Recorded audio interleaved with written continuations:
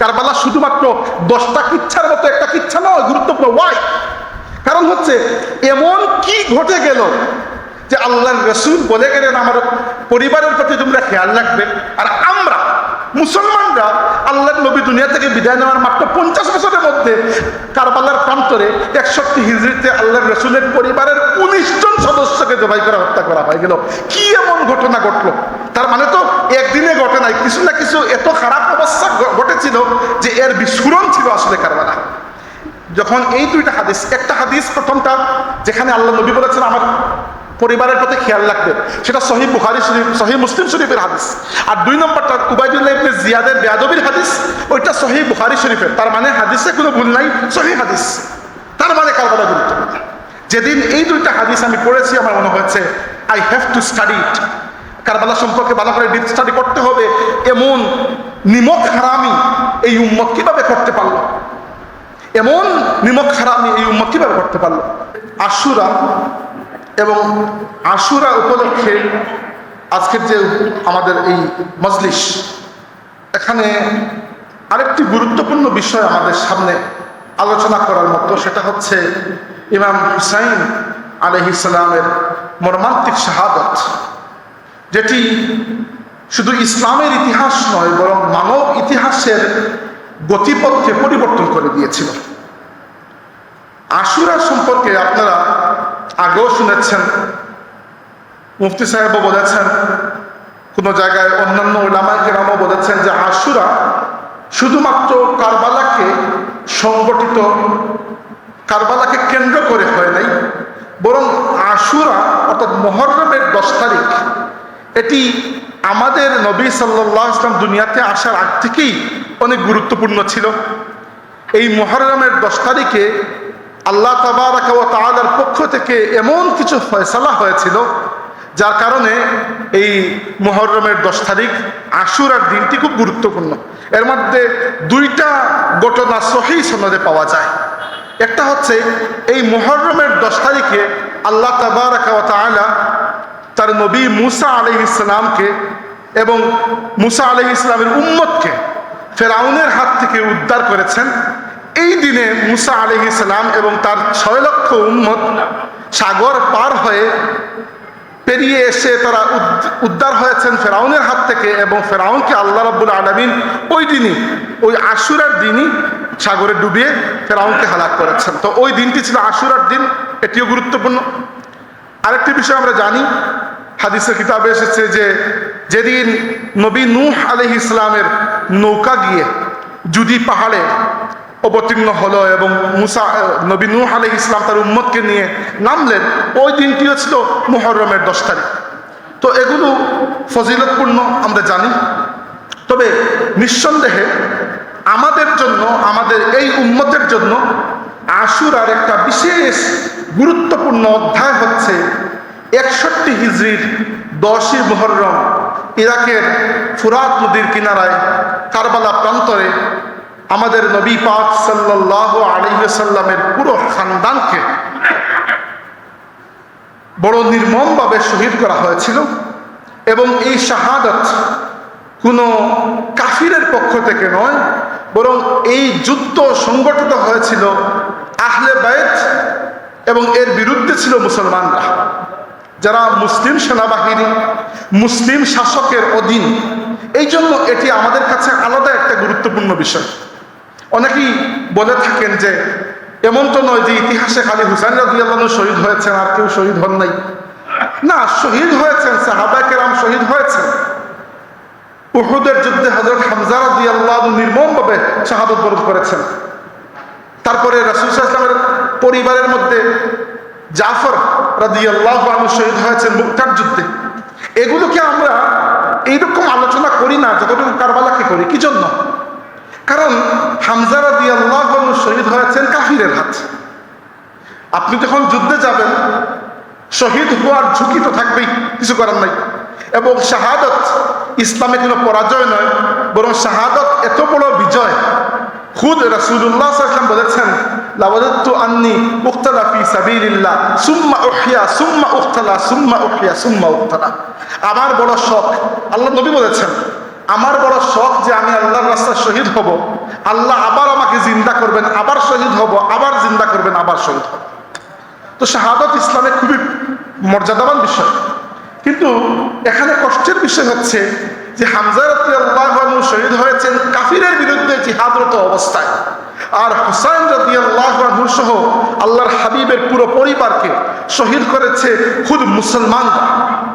এই যে কষ্টের বিষয়, এটি ইসলামের ইতিহাসে কারবালাকে আলাদা একটা গুরুত্ব বানিয়ে দিয়েছে, এবং কারবালার মাধ্যমে ইসলামে যে চিরস্থায়ী একটা ফাটল ধরেছে, সুন্নি শিয়া ফাটল, এই ফাটলটা আজকে নয়, কিয়ামতের আগেও কখন শেষ হবে আল্লাহ পাকই ভালো জানে। আপনারা এই ইতিহাস সম্পর্কে কিছু জানেন, এমন নয় যে একবারেই জানেন না। আমি পুরো কিচ্ছা কাহিনী আপনাদেরকে বলতে চাই না, তবে শুধু কিছু বিষয় নিয়ে আলোকপাত করব। এর মধ্যে একটা জরুরি বিষয় হচ্ছে, মনে রাখবেন একটা বিষয়, যে কারবালার মতো গুরুত্বপূর্ণ এবং কারবালার মতো মর্মান্তিক একটা ঘটনা একদিনে ঘটে না। এমন নয় যে 9 মুহররম ইয়াজিদ চিন্তা করেছে যে হুসাইনকে হত্যা করবো, আর 10ই মুহররম সে হত্যা করে ফেলেছে। বিষয়টা এত সোজা না। এত বড় গুরুত্বপূর্ণ ঘটনা যখন ঘটে, তার মানে আগে থেকে কোনো একটা স্টেজ সাজানো ছিল, কোনো একটা বিষয় চলছিল আগ থেকে, যার প্রতিফলন হচ্ছে কারবালা।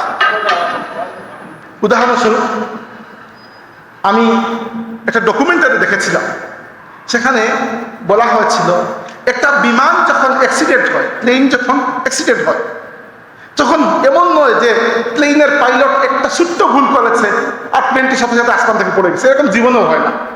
অন্ততপক্ষে 5-7টা ভুল একসাথে করা লাগে, তারপরে গিয়ে প্লেন অ্যাক্সিডেন্ট হয়। যে কারবালার বিষয়টাও আমার কাছে এরকম, যে কারবালার মতো মর্মান্তিক ঘটনা এখানে এটি এমন নয় যে 10ই মুহররমই কারবালা সংগঠিত হয়েছে। হ্যাঁ, 10ই মুহররম কারবালার যুদ্ধ হয়েছে, 10ই মুহররম হুসাইন রাদিয়াল্লাহু আনহু সহ তার পুরো পরিবার শহীদ হয়েছে, কিন্তু এই ঘটনা শুরু হয়েছিল আরো বহু আগ থেকে।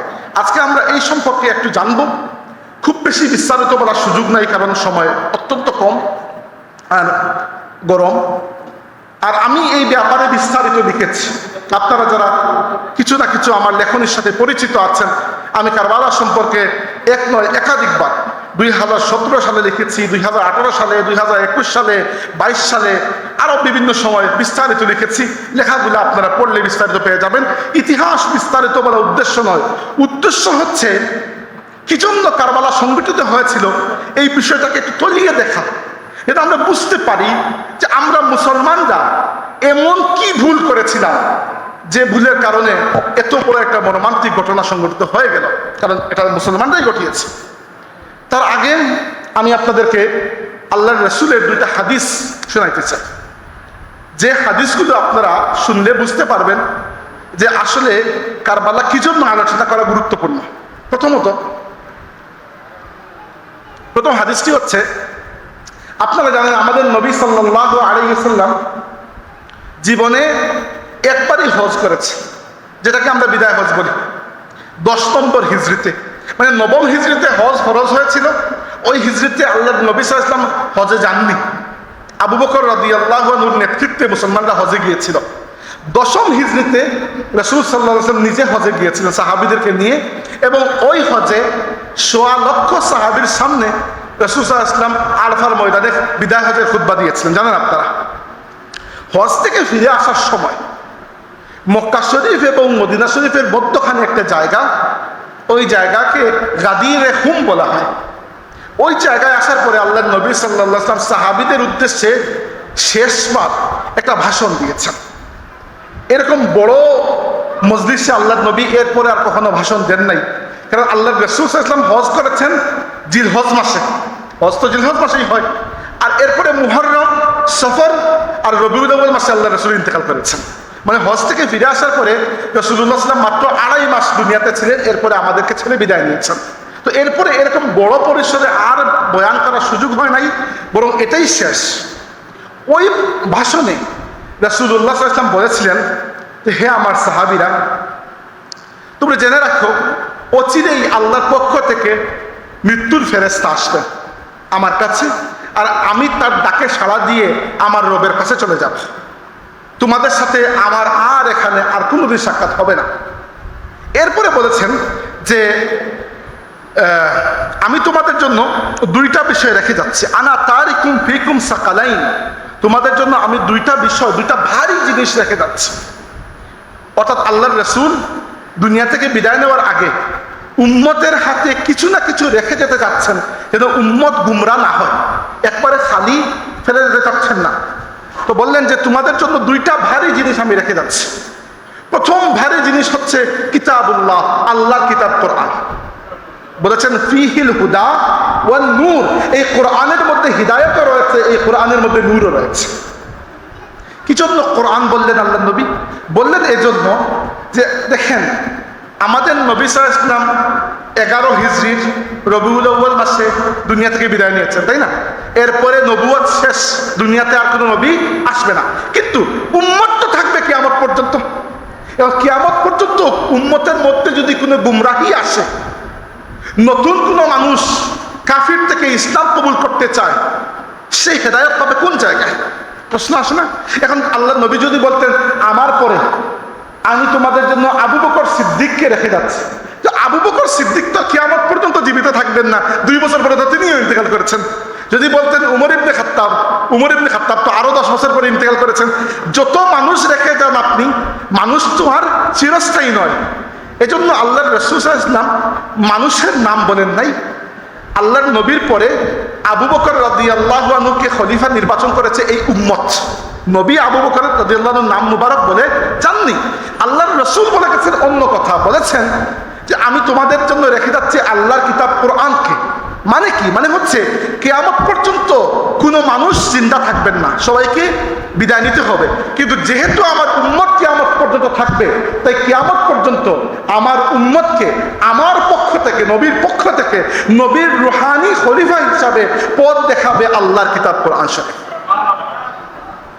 এজন্য আল্লাহ রাব্বুল আলামিন কোরআন শরীফকে হেফাজত করার দায়িত্ব নিজের হাতে নিয়েছেন, আমার আপনার হাতে দেন নাই। আমার আপনার হাতে দিলে আমরা অনেক পরিবর্তন করে ফেলতাম। দুনিয়াতে আজকে দেখেন 10টা দলের 10টা কোরআন হয়ে যাচ্ছে, কিন্তু হয় নাই কি জন্য? এর জিম্মাদারি আল্লাহ নিজে নিয়ে নিয়েছেন যে কোরআনকে কেউ বিগাইতে পারবে না।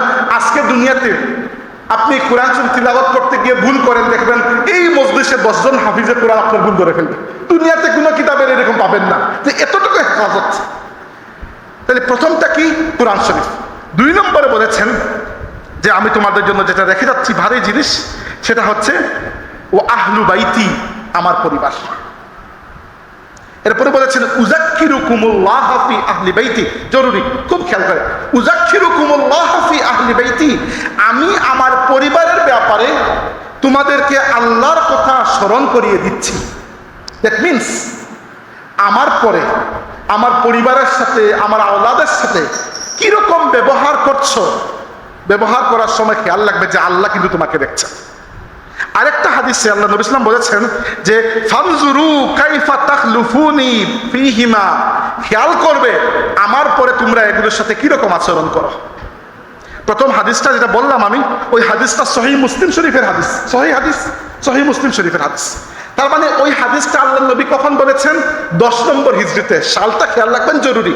10ম হিজরির জিলহজ মাসে বলেছেন যে তোমাদের জন্য কোরআন শরীফ রেখে যাচ্ছি আর আমার পরিবার রেখে যাচ্ছি। কোরআন শরীফের অনুসরণ করবে আর আমার পরিবারকে আদর করবে, যত্ন করবে, সম্মান করবে, ভালোবাসবে। খালাস, এতটুকু। এবার আসেন 2 নম্বর হাদিসে। 2 নম্বর হাদিস বয়ান করেছেন আল্লাহর নবীর খাদিম এবং বিখ্যাত সাহাবী আনাস রাদিয়াল্লাহু আনহু, যিনি 10 বছর বিনা বেতনে আল্লাহর রাসূলের ঘরে খেদমত করেছেন। আনাস রাদিয়াল্লাহু আনহু বলেছেন, ওই হাদিস রয়েছে তিরমিজি কিতাবের মধ্যে। তিনি বলেছেন যে, দুঃখিত, তিরমিজি নয়, সহিহ বুখারীর মধ্যে। তিনি বলেছেন যে উতিয়া উবাইদুল্লাহ ইবনে জিয়াদ বিরাসিল হুসাইন আলাইহিস সালাম ফাজউইলা ফি তাসতিন ফাজআলা ইয়ানকুসু ওয়া ক্বালা ফি হুসনিহি শাইআ। একদিন আনাস বললেন, আমি দেখলাম যে ইরাকের কুফা শহরের গভর্নর উবাইদুল্লাহ ইবনে জিয়াদ, তার সামনে একটা থালার মধ্যে আল্লাহর রাসূলের নাতি হুসাইন রাদিয়াল্লাহু আনহুর মাথা মুবারক কেটে উপস্থাপন করা হয়েছে। জাস্ট চিন্তা করেন।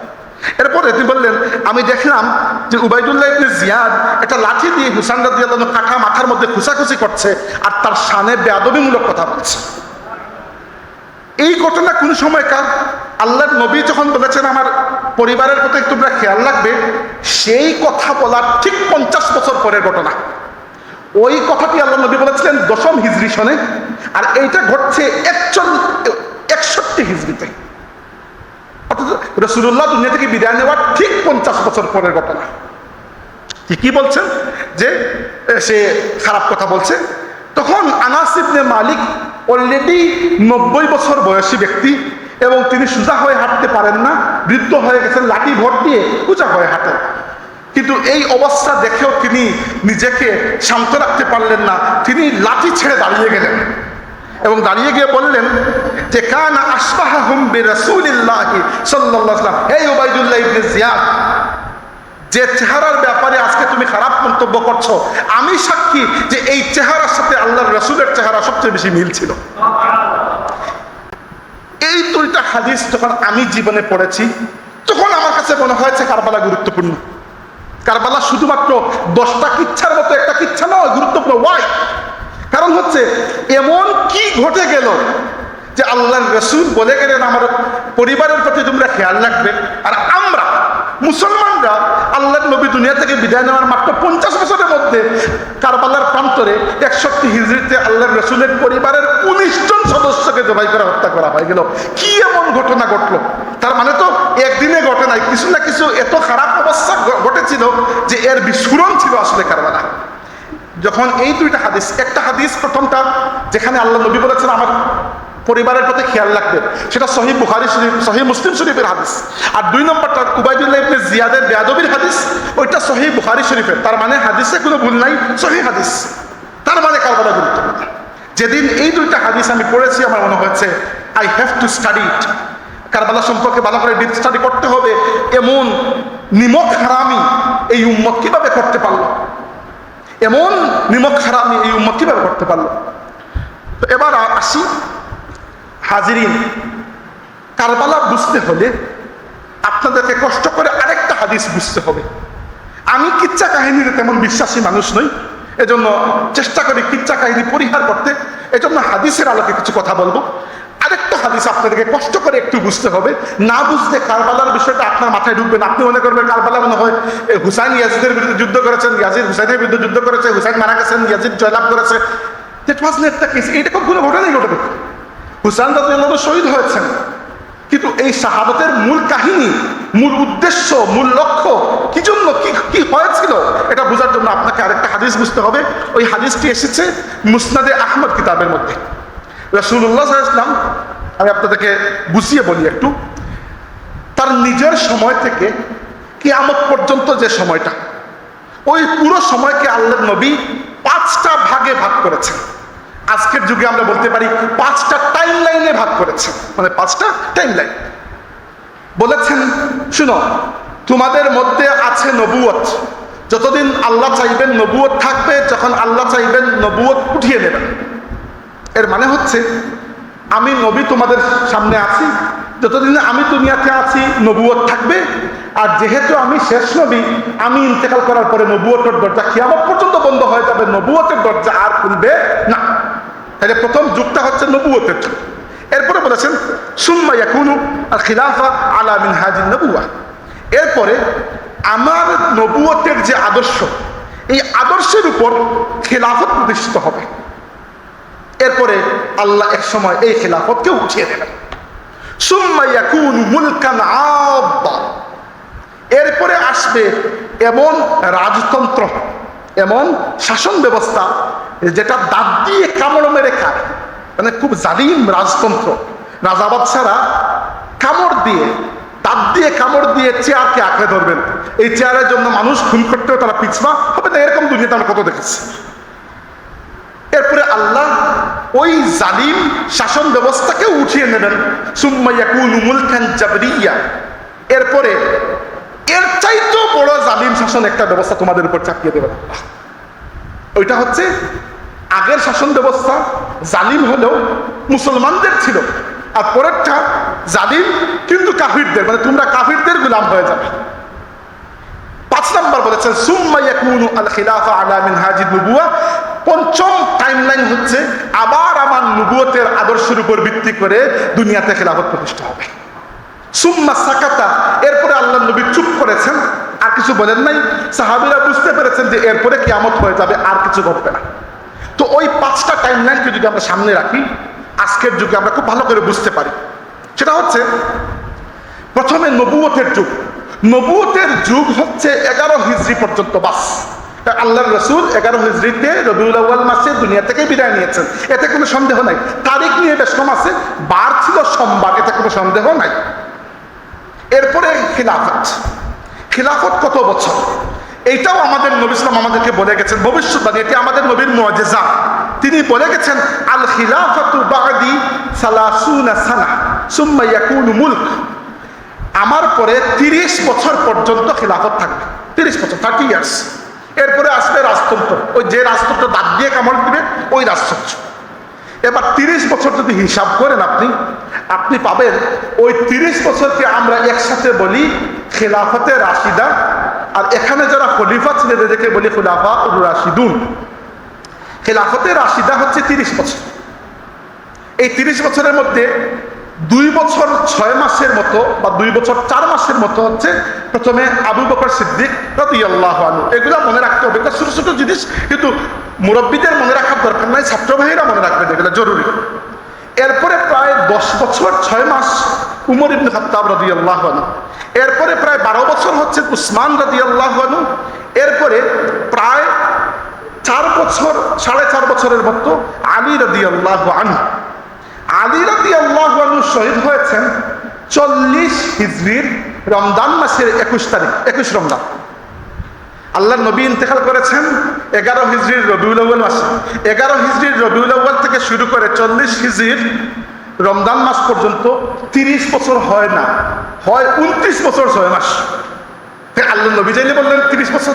কারণ হচ্ছে আলী রাদিয়াল্লাহু আনহু শহীদ হওয়ার পরে আলী রাদিয়াল্লাহু আনহুর বড় ছেলে, আল্লাহর রাসূলের বড় নাতি, অত্যন্ত মায়ার নাতি হাসান রাদিয়াল্লাহু আনহুর হাতে মুসলমানরা খেলাফতের বায়াত দিয়েছিলেন। তিনি খলিফা ছিলেন 6 মাস। ওইটা আমরা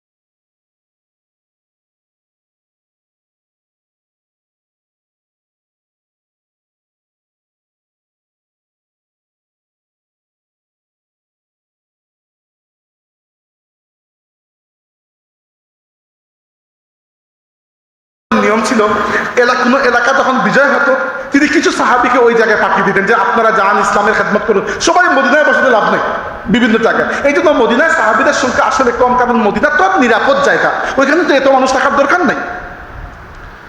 কিন্তু উসমান রাদিয়াল্লাহু আনহু বললেন, শুনো, আলীকে বললেন, আলী শুনেন আপনি একটা কথা, আমি উসমান আমার জীবন থাকতে আল্লাহর রাসূলের শহরে এক ফোঁটা রক্ত পড়তে দেব না। এরা যদি আমাকে মেরে ফেলুক, কিন্তু খবরদার আমি আপনাকে নিষেধ করছি, আমার পক্ষ থেকে তাদের বিরুদ্ধে কোনো রিটালিয়েট করবেন না। আলী রাদিয়াল্লাহু আনহু যখন পারলেন না, তখন তিনি বললেন, ঠিক আছে, আমি কোনো তাদের সাথে যুদ্ধে যাচ্ছি না, কিন্তু যতদিন আপনি দুনিয়াতে আছেন আমার পুত্র হাসান এবং হুসাইন আপনার বডিগার্ড হয়ে থাকবে। সহজ হিসাব। তো হাসান এবং হুসাইন বডিগার্ড। তো একদিন এরকম ঘটনা, যখন তাদের অবস্থা একেবারে টাইট হয়ে গেছে, গেরাও, একদিন তারা জুমার দিন সম্ভবত ছিল, আর উসমান রাদিয়াল্লাহু আনহু ঘরের দরজা ভেঙে বা পেছনের দিক থেকে প্রবেশ করলো এবং বড় নির্মমভাবে এই বিদ্রোহীরা আমাদের খলিফা উসমান রাদিয়াল্লাহু আনহুকে শহীদ করে ফেলল। এটা পুরো দুর্ভাগ্যজনক। এই পুরো ঘটনা আপনি যে কোনো ইতিহাসের বইতে পাবেন, এটা কোনো লুকানো ঘটনা নয়, যে কোনো ইতিহাসের বইতে খুললে আপনি পেয়ে যাবেন। একবার চিন্তা করেন, একজন খলিফার শাহাদাত কত বড় একটা ঘটনা। হ্যাঁ, উমর রাদিয়াল্লাহু আনহু শহীদ হয়েছেন, কিন্তু উমর রাদিয়াল্লাহু আনহু শহীদ হয়েছেন এক কাফিরের হাতে, ওইটাই তো বড় ঘটনা নয়। কিন্তু এখানে যারা শহীদ করেছে এরা নামকাওয়াস্তে হলেও মুসলমান, এই জন্য এটা সমস্যার বিষয়। 2 নম্বর, উমর রাদিয়াল্লাহু আনহুকে এক ব্যক্তি ছুরি মেরে শহীদ করেছে, এখানে পুরো দল এসে মদিনায় হামলা করে উসমান রাদিয়াল্লাহু আনহুকে শহীদ করেছে, অনেক বড় ঘটনা। এরপরে যে ভয়ঙ্কর বিশৃঙ্খলা, এখন মুসলমানদের তো একজন খলিফা লাগবে। মুসলমানরা গেলেন তালহা রাদিয়াল্লাহু আনহুর কাছে, আপনি খলিফা হন। তিনি বললেন, এই অবস্থা আমি দায়িত্ব নিব না। ভাই, এই কঠিন অবস্থা তো কেউ দায়িত্ব নিতে চায় না। গেলেন জুবাইর রাদিয়াল্লাহু আনহুর কাছে, এরা আল্লাহর রাসূলের সেই সাহাবী যাদেরকে নাম ধরে ধরে আল্লাহ নবী জান্নাতের সুসংবাদ দিয়েছেন। এই 10 জন সাহাবী, মানে সিনিয়র। উনিও বললেন পারবো না। মানুষ গেল আলী রাদিয়াল্লাহু আনহুর কাছে, তিনি নিজেও নিতে যাচ্ছেন না। এবার প্রায় জোর করে আলী রাদিয়াল্লাহু আনহুকে বলা হলো যে আপনি দায়িত্ব নিতে হবে, উম্মত তো ধ্বংস হয়ে যাবে। তখন তিনি দায়িত্ব নিলেন। দায়িত্ব নেওয়া মাত্র একটা বিশৃঙ্খলা ঘটলো। কি বিশৃঙ্খলা? এবার দেখেন ভাই, সত্যি কথা, তৎকালীন যুগে তার সিসিটিভি ক্যামেরা ছিল না। 500 মানুষ এসে খলিফাকে হত্যা করেছে, এদের কাউকে তো আপনি ভালো করে চিনেন তো, এরা তো মদিনার মানুষ নয়, এরা তো ইরাক এবং মিশরের মানুষ।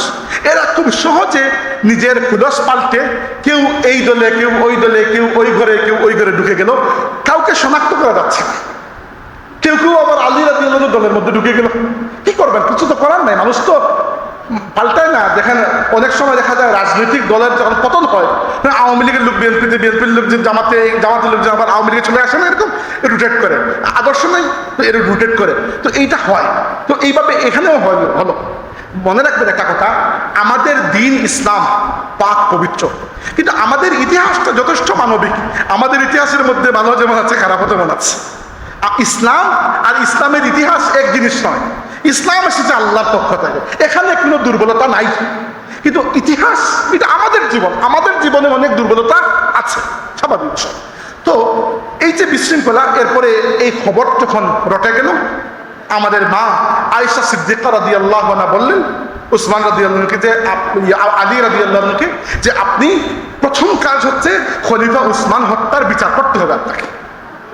আলী রাদিয়াল্লাহু আনহুর জন্য 2টা সমস্যা ছিল। একটা হচ্ছে বিচার যে করবেন, কাদের বিচার করবেন, এদেরকে পাবেন কই? এরা তো নাই এখানে, এরা তো সারেন্ডার করে নাই যে আমাদেরকে বিচার করেন।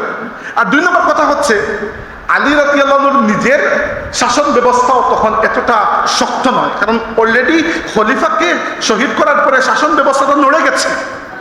এরকম তো সহজ নয় যে আপনি একদিনে আসতেন হুট করে আর সব কিছু ঠিক হয়ে যাবে। আলী রাদিয়াল্লাহু আনহু বললেন, আমাকে একটু টাইম দেন, আমি আমার প্রশাসনকে একটু গুছিয়ে নেই।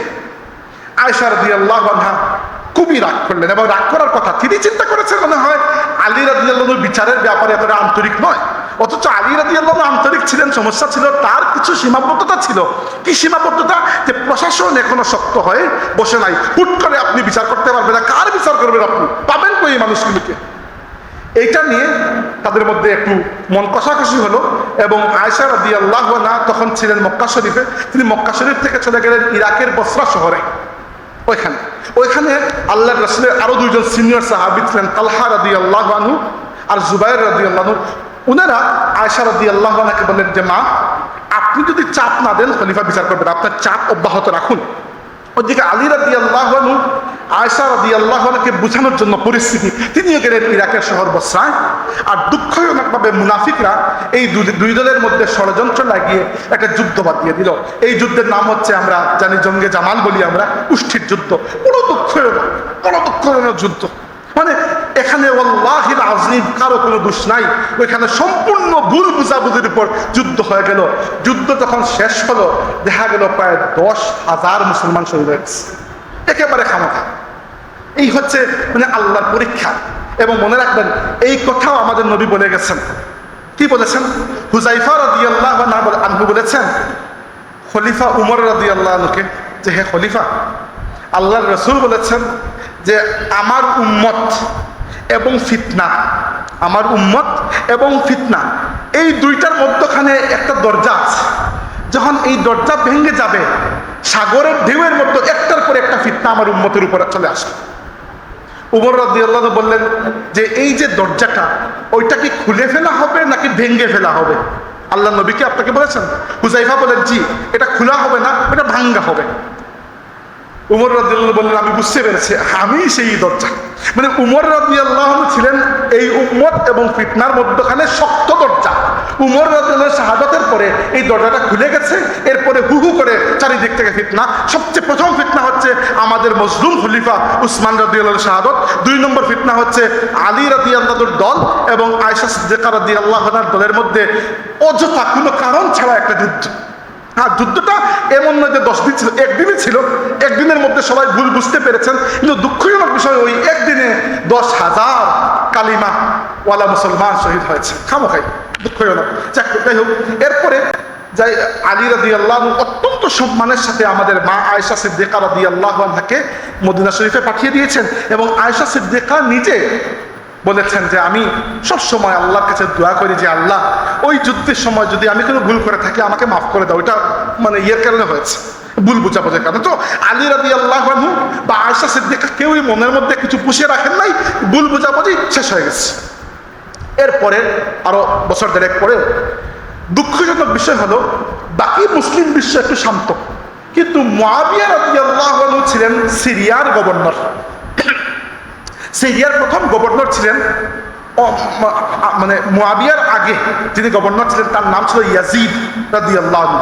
ইয়াজিদ রাদিয়াল্লাহু আনহু ছিলেন মুআবিয়া রাদিয়াল্লাহু আনহুর বড় ভাই। ওই দুষ্টা ইয়াজিদ না, দুষ্টা ইয়াজিদ হচ্ছে মুআবিয়া ছিলেন। ওই ইয়াজিদ আর এই ইয়াজিদের বেশ কম আছে।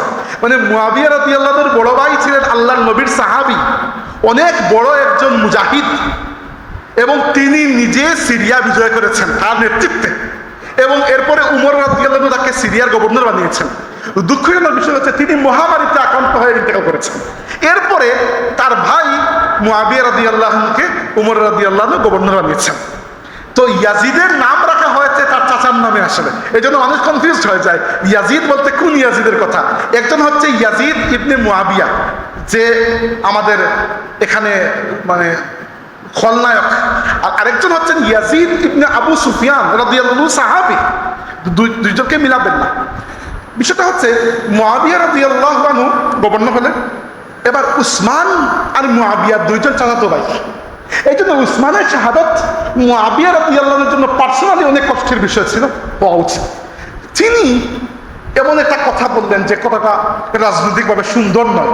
তিনি বললেন আলী রাদিয়াল্লাহু আনহুকে যে আপনি যতদিন উসমান হত্যা বিচার না করবেন আমি আপনার হাতে বায়াত দেব না। আলী বলে এটা তো আপনি মহা সমস্যা সৃষ্টি করবেন, আপনি যদি এটা করেন তাহলে বিদ্রোহ হয়ে যাবে। তো যাই হোক, মুআবিয়া রাদিয়াল্লাহু আনহু অটল, তিনি বায়াত দিবেন না। হ্যাঁ, তিনি নিজেকে খলিফা বলছেন না, তিনি বলছেন আমি গভর্নর, আপনি খলিফা, আপনি খলিফা আমি মানি। কিন্তু সমস্যা হচ্ছে আপনি উসমান হত্যার বিচারে দেরি করছেন।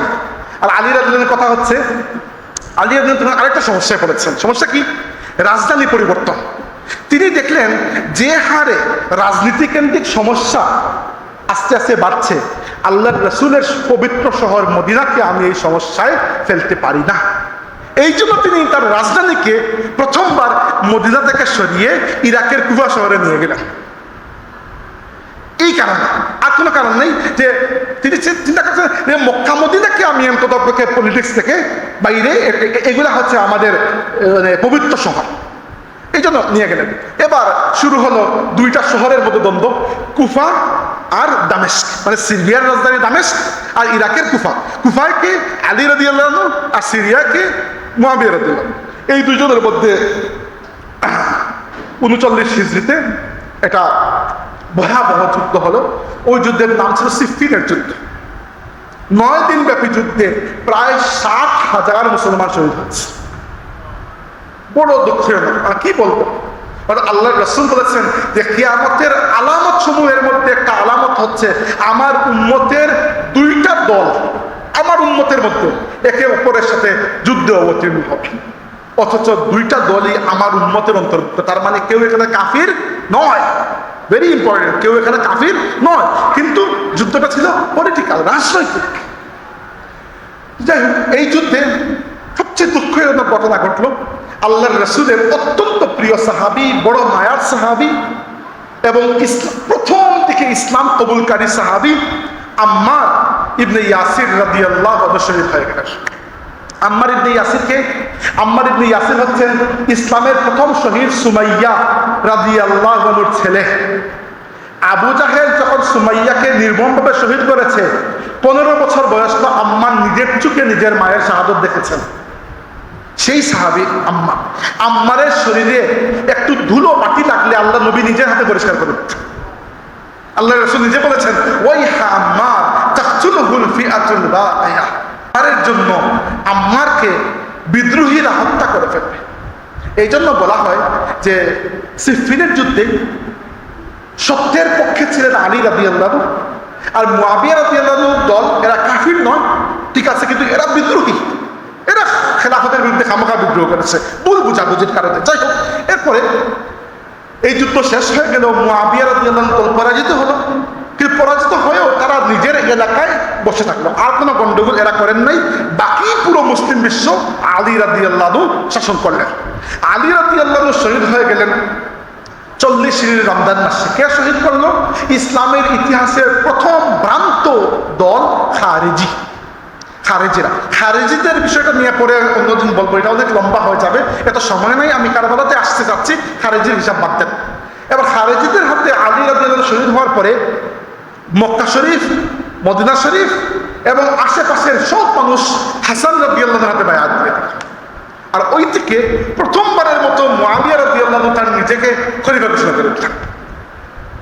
এবার আরেকটা বিশাল যুদ্ধের দামামা বেঁচে গেল। দুইটা যুদ্ধ হয়ে গেছে অলরেডি, জঙ্গে জামাল, জঙ্গে সিফফিন, এখন 3 নম্বর হয়ে যাবে। হাসান রাদিয়াল্লাহু বেরিয়ে গেছেন যুদ্ধের জন্য, ওদিকে মুআবিয়া রাদিয়াল্লাহু বেরিয়ে গেছেন যুদ্ধের জন্য। সাহাবীরা চিন্তা করছেন, যারা তখন জীবিত অবস্থা ছিলেন, যে লা হাওলা ওয়া লা কুওয়াতা, আবার যুদ্ধ।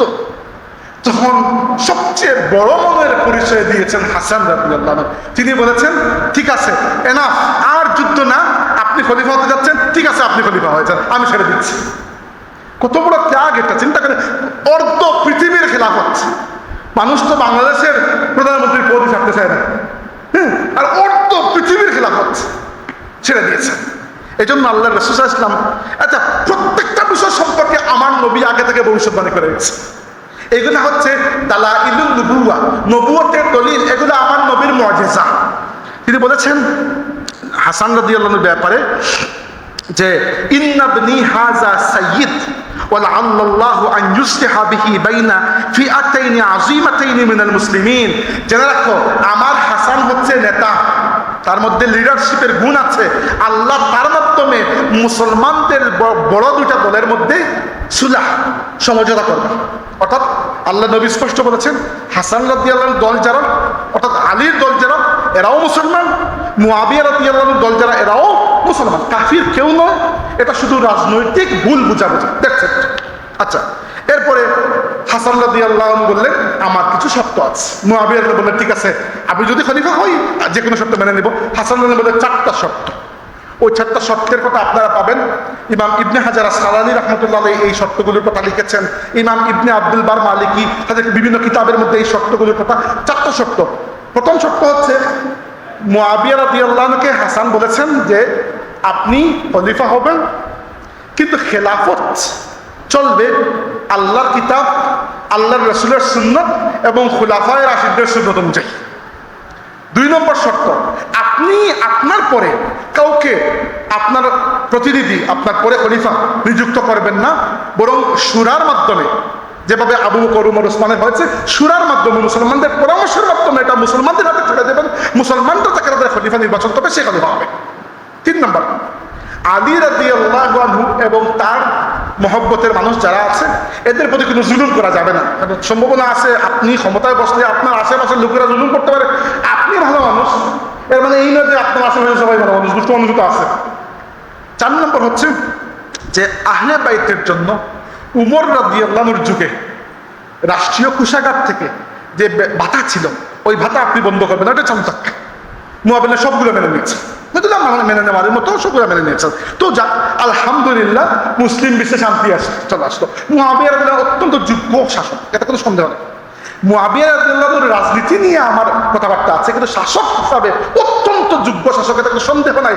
তার শাসন আমলে মুসলিম বিশ্বের প্রভূত কল্যাণ হয়েছিল, বিভিন্ন জায়গায় বিজয় অভিযান হয়েছিল, মুসলিম বিশ্ব প্রথম মুসলমানরা নৌবাহিনী তৈরি করেছিল, নৌবাহিনী দিয়ে প্রথম অভিযান হয়েছিল বর্তমান ইউরোপের সাইপ্রাস একটা দেশ আছে, নাম শুনেছেন?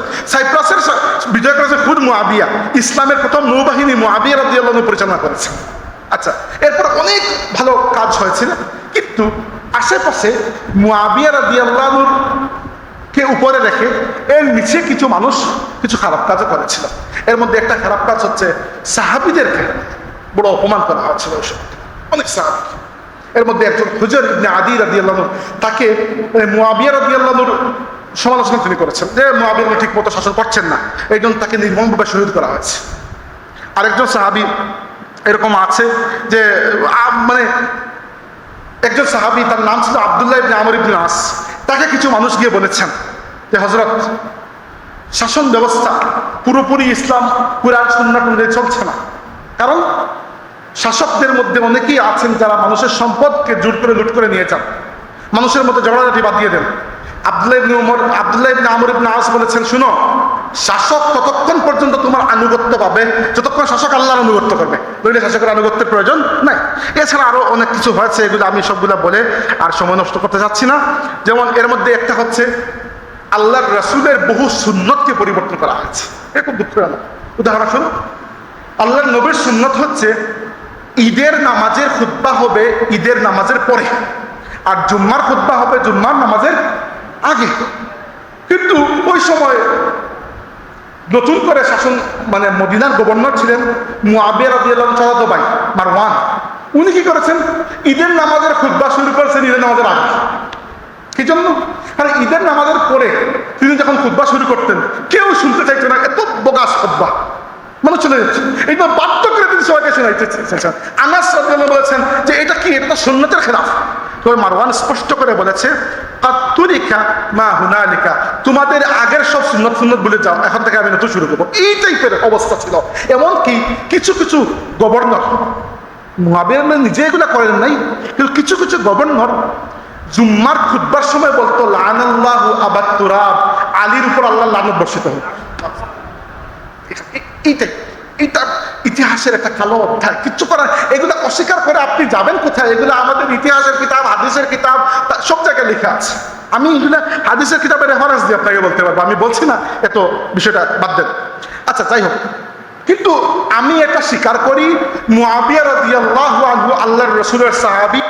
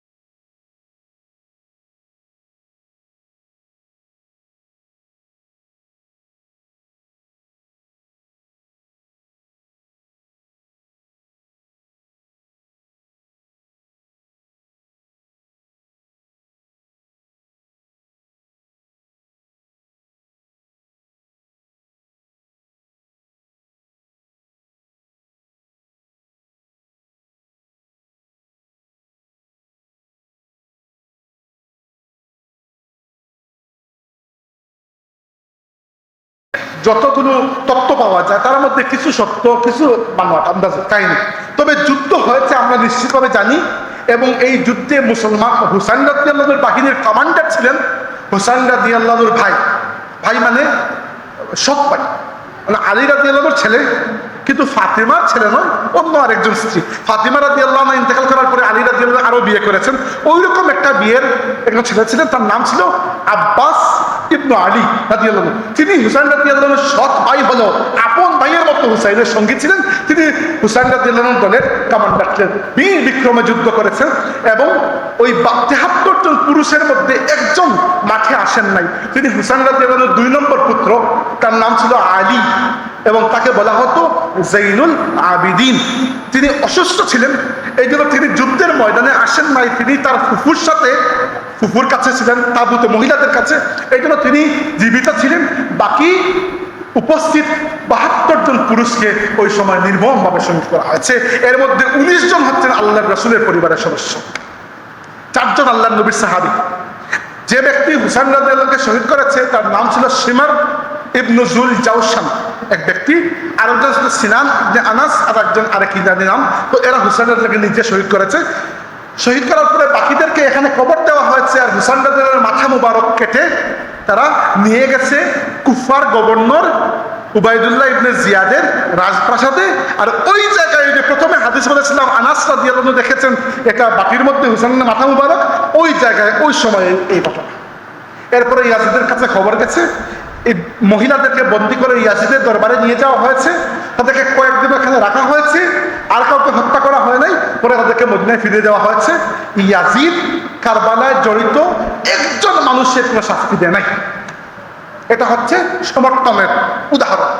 হ্যাঁ, ইয়াজিদ হয়তো ডিরেক্টলি কারবালায় এসে যুদ্ধ করে নাই, কারণ রাজা বাদশা তো যুদ্ধ করে না, রাজা বাদশা তো অর্ডার দেয়।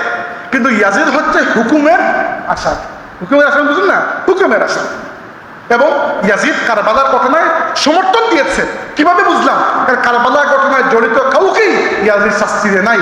এই জন্য আমাদের হানাফি মাযহাবের আকীদা বিষয়ক ইমাম সাদউদ্দিন তাফতাজানি রাহমাতুল্লাহ বলেছেন যে এই ঘটনাকে মূল্যায়ন করে আমার মনে হয়েছে আন্নাল খাবিসা লাম ইউসাদ্দিক বিরিসালাতিন নবী সাল্লাল্লাহু আলাইহি ওয়াসাল্লাম, আমার মনে হয়েছে এই ইয়াজিদ নামক যে খবিস আল্লাহর রসুলের নবুয়তের উপরে একটু ঈমান ছিল না, নইলে আল্লাহর রসুলের পরিবারের সাথে সে এই আচরণ করতে পারতো না।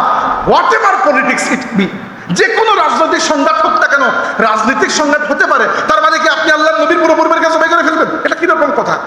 এইটা হয়েছে কারবালা, এই দুঃখজনক ঘটনা। তার মানে বুঝা গেল কারবালা কি জন্য হয়েছে।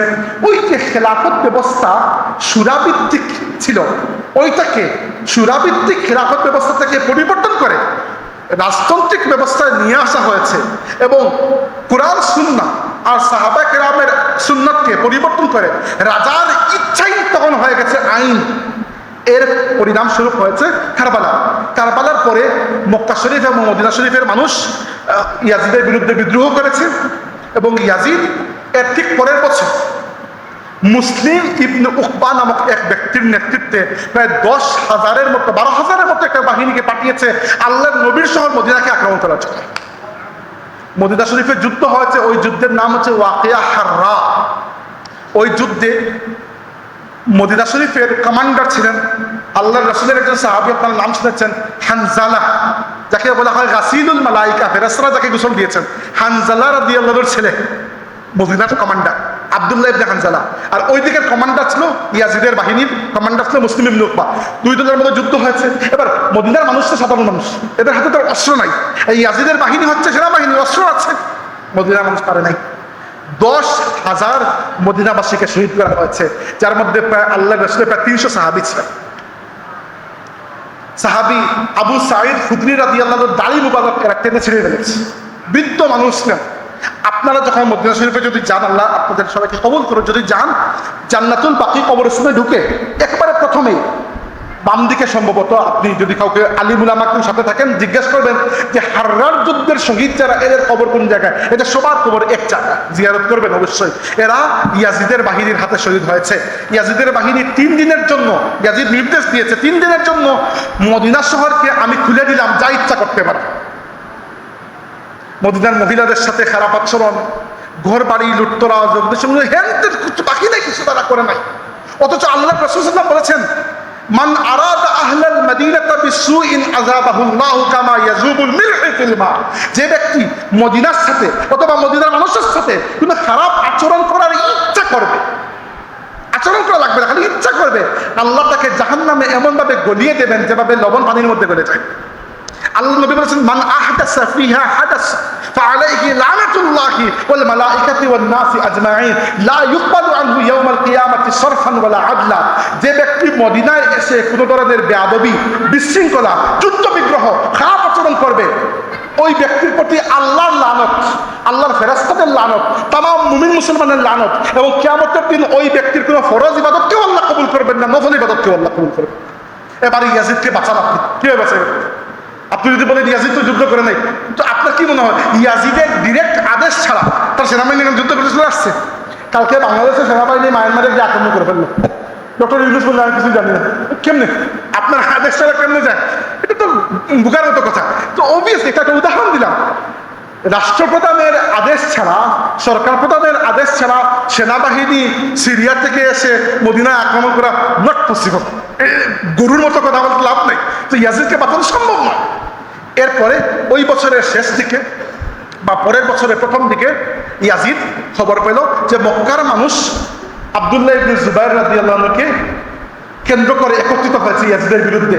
সে ওই মুসলিম ইবনে উকবার নেতৃত্বে ওই বাহিনীকে আবার পাঠিয়ে দিল মক্কা শরীফ। কিন্তু মক্কা শরীফকে তারা দখল করতে পারে নাই, কারণ মদিনার মানুষ ছিল নরম তবিয়তের। মক্কার মানুষ আব্দুল্লাহ ইবনে জুবাইর রাদিয়াল্লাহু নেতৃত্বে অত্যন্ত শক্তিশালী ছিল। এরা ইয়াজিদের বাহিনীকে বাইরে আটকে দিয়েছে। বাইরে আটকানোর ফলে ইয়াজিদের বাহিনী কামান দিয়ে, তৎকালীন যুগের কামানকে বলা হতো মিনজানিক, ইংরেজিতে বলা হয় ক্যাটাপলস। ক্যাটাপলসে আপনি লিখে সার্চ দিয়ে পাবেন, ধরেন এক ধরনের পটাতো, এর উপরে একটা কামানের মতো ওইখানে রাখা হতো পাথর, আর কামানটাকে দড়ি দিয়ে টান দিয়ে রাখা হতো, আর দড়ি কেটে দিলে ওই পাথরটা উড়ে গিয়ে পড়তো। ওইটা ছিল তৎকালীন যুগের কামান। ওই কামান দিয়ে তারা মক্কা শরীফের ভেতরে গোলাবর্ষণ করেছে। এই গুলায়, ইয়াজিদের বাহিনীর গুলায়, ইমাম সুয়ুতি রাহমাতুল্লাহ আলাইহি লিখেছেন কাবা শরীফের একটা দেয়াল ভেঙে গেছে এবং কাবা শরীফের গিলাফে আগুন ধরে গেছে। এই অবস্থায় সংবাদ এসেছে ইয়াজিদ দুনিয়া ছেড়ে বিদায় নিয়েছে।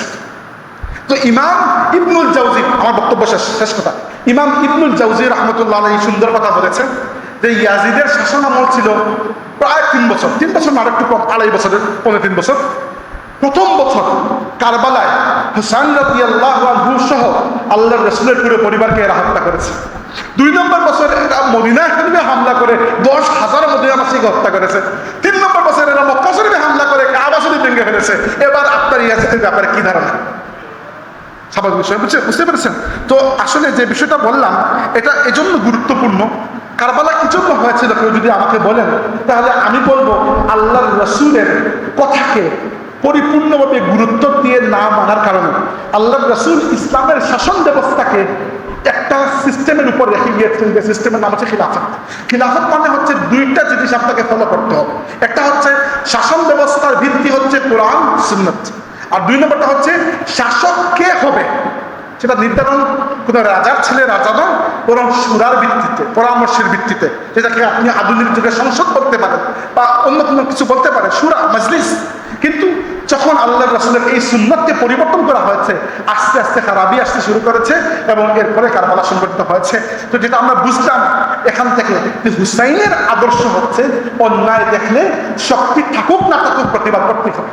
হোসেন রাজি করেছেন, প্রতিবাদ, শহীদ হয়েছেন। কিন্তু আজকে পৃথিবীতে ইয়াজিদের নাম নেওয়ার মতো মানুষ নেই, 2-4 জন মানুষ ছাড়া। কিন্তু হুসাইন রাদিয়াল্লাহু আনহুর নামের জয়গান আজও বাকি আছে, কিয়ামত পর্যন্ত বাকি থাকবে ইনশাআল্লাহ।